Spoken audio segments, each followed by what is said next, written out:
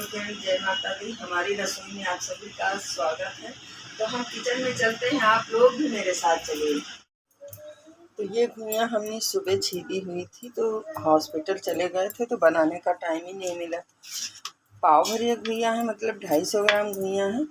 तो आज हम घुइयाँ बनाएंगे, दही वाली घुइयाँ।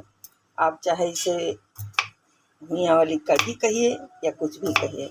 तो इसी तरीके से हम पतली पतली घुइयाँ काट लेंगे, इसी तरीके से। और घुइयाँ भी होनी चाहिए बिल्कुल, मतलब जैसे कि गांठ वाली घुइयाँ नहीं होनी चाहिए। देखिए घुइयाँ एकदम सिंपल है, सारी घुइयाँ हमारी इसी तरह के, कहीं भी घुइयाँ में गांठ नहीं है।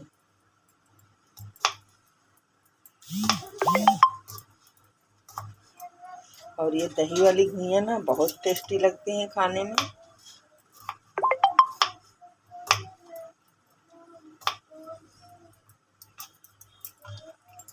सारी घुइयाँ बिना गांठ वाली ही चलती हैं। घुइयाँ हमने सारी काट ली हैं।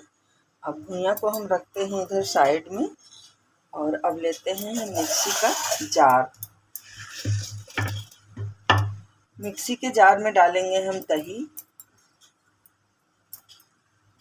ये हमारे घर का ही दही है, तो हमने जमाया हुआ था, उसके बाद उठा के फ्रिज में रख दिया था। तो आधी कटोरी से ज़्यादा दही है ये। और इसमें हम डालेंगे 1 चम्मच बेसन। तो इसीलिए हम कह रहे हैं ना, चाहे आप इसे बेसन वाली कढ़ी कहिए, घुइयाँ वाली, और दोनों ही चीज़ इसमें मिक्स हो जाता है। अब हम क्या करेंगे, जो दही हमने कटोरी में लिया था ना, तो उसमें पानी डाल के और इसमें डाल देंगे पानी, इस तरीके से पानी डाल देंगे। और इसे मिक्सर में हम अच्छे से मिक्स कर लेंगे।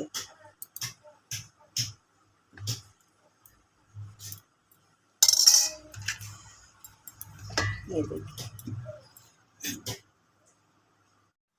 तेल हमारा अच्छे से गर्म हो गया है, सरसों का तेल है, देख लीजिए धुआं भी निकल रहा है। तो अब हम क्या करेंगे, इसमें डाल देंगे घुइयाँ। घुइयाँ को हम सबसे पहले फ्राई कर लेंगे।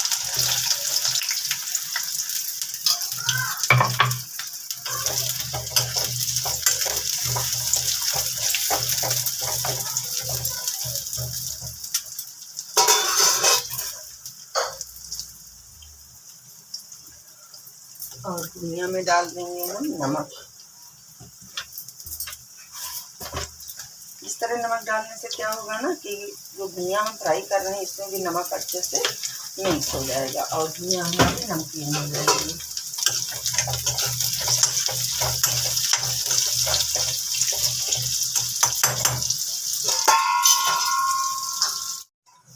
खोल के हम चेक कर लेते हैं घुइयाँ को। तो घुइयाँ को पलट देते हैं और अब हम चेकी कर लेते हैं, यानी कि अभी घुइयाँ ठीक से पकी नहीं है। 50% तक ही पक गई है, 100 तक अभी नहीं पकी है। अभी थोड़ी देर इसे हम और पकाते हैं, इसी तरीके से बंद कर देते हैं। और ये देखिए हमने बेसन और दही अच्छे से फेंट लिया है, इसमें बहुत बढ़िया से पेस्ट बन गया है। अब इसको धुल के हम इसी में डाल देंगे।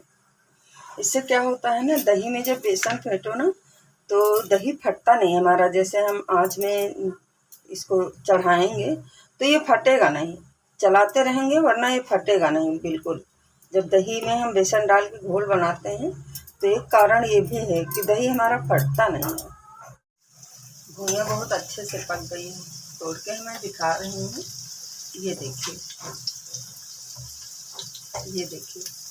तो घुइयाँ को हम निकाल लेंगे इस तरीके से,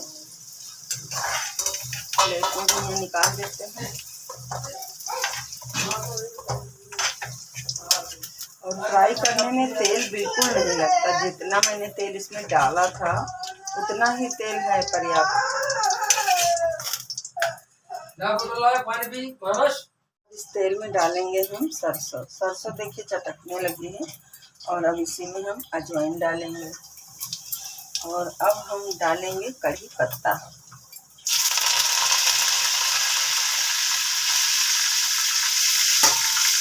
और अब इसी में हम तेज पत्ता डालेंगे, थोड़ी सी हींग डालेंगे क्योंकि घिया है ना, तो डाइजेशन में फर्क तो होना ही चाहिए।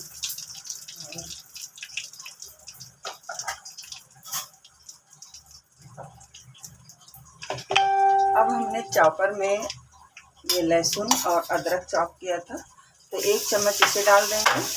और मिर्चें हमने चॉपर में चॉप किया है, देखिए, तो 1 चम्मच हम मिर्च भी इसमें डाल देते हैं इस तरह से।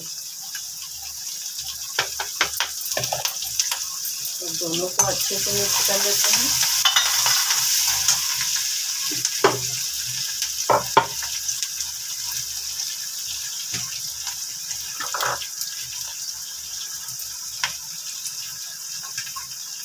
और अब जो घुइयाँ हमने फ्राई करके निकाली है ना, इसी दही में ऐड कर देंगे इस तरीके से।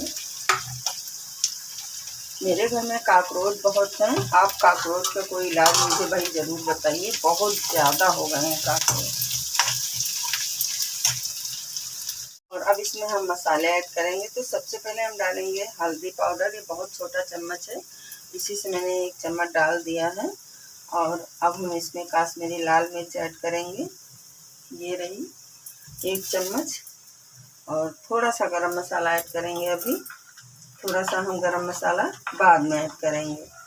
और ये हमने 1 चम्मच सब्जी मसाला डाल दिया। इसको हम अच्छे से भून लेंगे इस तरह से ताकि मसाला जले नहीं। आज का फ्लेम मैंने धीमा कर दिया है। और अब हम डालेंगे इसमें दही, बेसन, धनिया, सारी चीज़ें इसमें डाल देंगे और डाल के हम चलाते रहेंगे इस तरीके से। और अब इसी में पानी डालने के बाद हम थोड़ा सा पानी और ऐड करेंगे। दही वाली घुइयाँ है, आप कढ़ी वाली घुइयाँ भी कह सकते हैं। तो थोड़ा सा बेसन, ये ग्रेवी हमारी पतली ही रहती है क्योंकि पक के अभी ये थोड़ा सा गाढ़ी हो जाएगी। तो इसी तरह से हम इसे चलाते रहेंगे। और अब इसमें हम डालेंगे नमक, थोड़ा सा नमक हमने फ्राई करने में डाला था और थोड़ा सा इसमें डाल रहे हैं। और ये घुइयाँ ना बहुत ही टेस्टी बनती है। इसी तरह से हम चलाते रहेंगे। अब आप लोग देख रहे हैं ना, कढ़ी हमारी उबाल मारने लगी है, जरा जरा से देखिए आप, बदक रही है। इसको बदकना भी कहते हैं, फदकना भी कहते हैं। तो अम्मा लोग हमारी उबाल मारना कहती थी कि कढ़ी अब उबाल मारने लगी है। तो ये कढ़ी हमारी देखिए वास्तव में फदकने लगी है और इस तरह से भुज्जे इसके निकल रहे हैं अच्छे से। तो कढ़ी हमारी पक रही है, बेसन मतलब घोल पक रहा है। अब हम क्या करेंगे, अब कढ़ी एकदम उफाल मारेगी ऊपर। उफाल मारने के बाद जब ये बैठ जाती है शांत होकर, तब समझ लीजिए आप ये कढ़ी पक गई। अभी देखिए ऊपर को उठ रही है ये।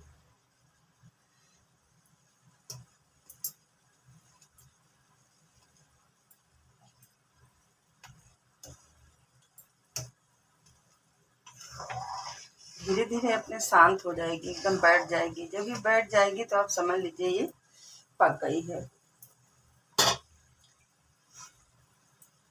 अब ये बैठने लगी है, काफ़ी उबाल मार रही है। तो आंच का फ्लेम हम धीमा कर देंगे और इसे थोड़ी देर के लिए बंद करके रखेंगे।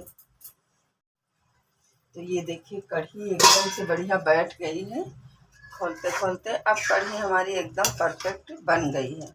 अब आप इसे चाहे चावल के साथ खाएं, चाहे रोटी के साथ खाएं, चाहे पूरी पराठा किसी के साथ भी खाएं, कढ़ी बहुत मस्त बनी है। इतनी अच्छी इसमें महक आ रही है कि आपको बता नहीं सकते, बहुत अच्छी सी महक आ रही है। तो चलिए अब ऊपर से हम गरम मसाला ऐड करेंगे। तो थोड़ा सा गरम मसाला हमने पहले डाला था और ये आधी चम्मच गरम मसाला हमने अभी डाला हुआ है। गरम मसाला डालने के बाद इसे हम चला देते हैं। कढ़ी हमारी बनके तैयार हो गई। हमने इसमें हरी धनिया भी डाल दिया है और खाने में ये कढ़ी बहुत ही टेस्टी है। चलिए और थोड़ी सी धनिया डाल देते हैं। तो कैसी लगी मेरी वीडियो मुझे कमेंट करके अपने अनुभव ज़रूर बताएं और हमारी वीडियो को लाइक करिए, कमेंट करिए, शेयर करिए। अगर हमारे चैनल पर नए हैं तो सब्सक्राइब करिए, साथ में बेल आइकन को टच कीजिए ताकि आने वाली रेसिपी आप सबको बहुत आसानी से मिल सके। तो इसे आप चाहे चावल के साथ खाएं, रोटी के साथ, पूरी पराठे, किसी के साथ भी खाएं, बहुत ही टेस्टी लगते हैं। तो इसी तरह की नई नई रेसिपी लेके मिलूंगी मैं अगली वीडियो में। जय माता दी।